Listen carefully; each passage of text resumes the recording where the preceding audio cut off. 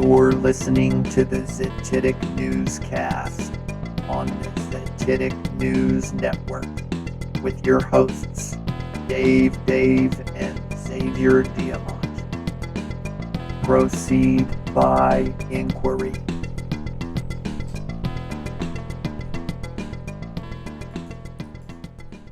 Welcome to episode 9 of the Zetetic.newscast. We're your hosts, Dave and Xavier Diamant. I want to apologize before we get into today's news for episode 8, which had a lot of audio issues leading us to... I'm not going to scrap it. There are some fragments, but we lost Xavier's audio. We had some technical difficulties with our very special guest, John the Morgile, and some other things that I have yet to really edit and put out in a shorter segment. They're like little segments that I think I can use. But it was a great discussion. We also had Orthogonal Reptilian, a regular guest on the show. He was on in person last week with myself and Xavier, and we had a great discussion. There were so many awesome topics that we went over. So today's going to be sort of a redux or a rehash of some of those themes. I mean, it feels like we're in some kind of standstill, some sort of like weird time warp nightmare in a way. But, there have been, of course, many developments as well that we'll get into. So it won't be exactly like episode 8. Of course, we missed John and Orthogonal, but we'll get back together with those guys, and hopefully we don't have any audio issues today. So I'm going to revisit a couple topics just to start off with, because it has been a big week for the Theta token, the Theta Network.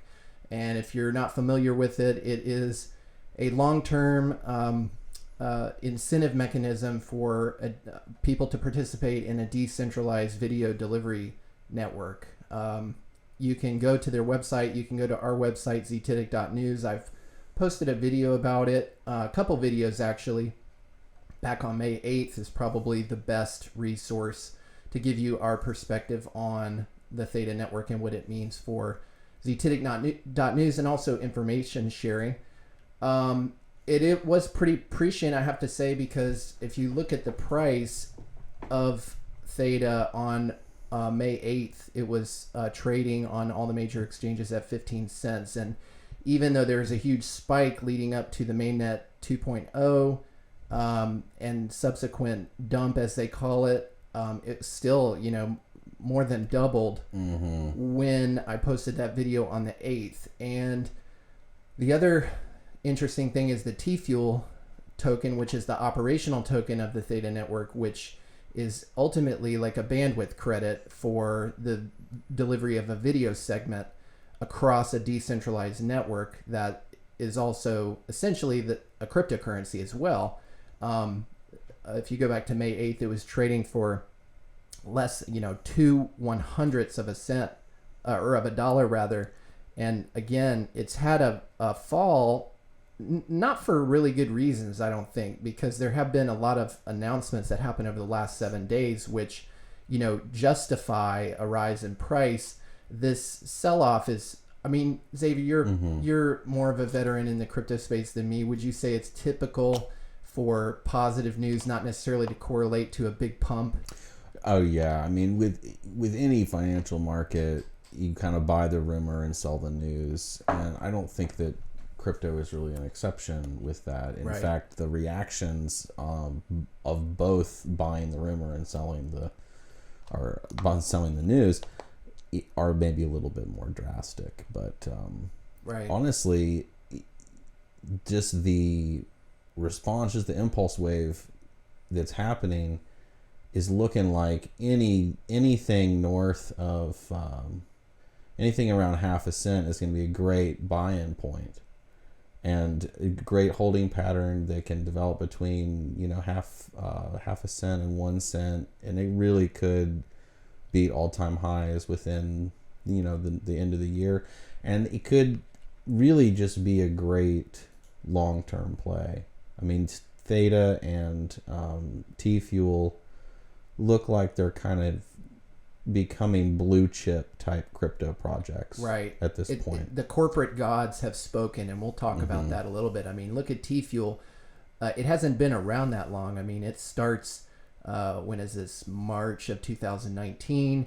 Its all-time high was reached on May 25th for 2 cents, and or did we reach it? Okay, so just barely touched the all-time high. But what has happened between this time and that? You know, basically in the last year, it's not like the project has you know, not delivered on its roadmap, or it hasn't had any really poor news. You know, I highlighted in when we shot episode 8 this news, which has subsequently been deleted by the Theta team, and that was that they have already sort of set it up to be pre-installed, the Theta.tv app on all Samsung Galaxy devices above like the Note 9, which they calculated to be 75 million devices, and that would be pushed as an update. So, you know, they took this down because Samsung PR didn't approve of their publication, and they, you know, they're partnered with them and partly funded by them, so they respectfully took it down. But, you know, you can see Samsung and Sony, they both invested in this technology, and now what's happened since we shot episode 8 is not only did they go mainnet, meaning they had a hard fork, and they, you know, it's basically like a software upgrade to the blockchain, but Google was announced as a launch partner, and they are going to be hosting the Theta Guardian nodes on the Google Cloud platform.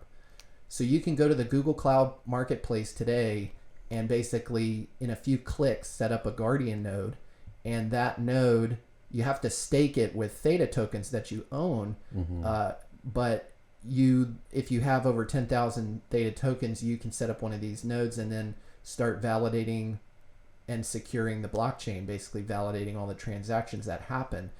And so I want to talk about this because what does it mean exactly? Is this because, you know, you see some people saying out there in the crypto sphere, oh, well, this is why the price is dumping after the fact, even though that doesn't make a whole lot of sense, because Google would imply a rise in price because that's a big name endorsement.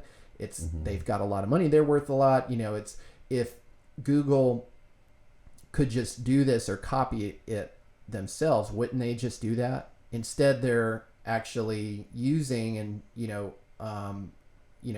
looking at the technology and they've become a validator node themselves. So there's something to this.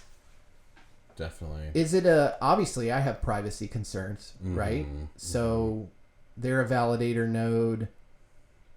What does that mean for the Guardian nodes that are sort of the layer beneath that? And where is this all going? What's interesting is, I think, you know, Google Cloud is just like AWS or the other content delivery networks. So why do they need a blockchain? They've already got the infrastructure.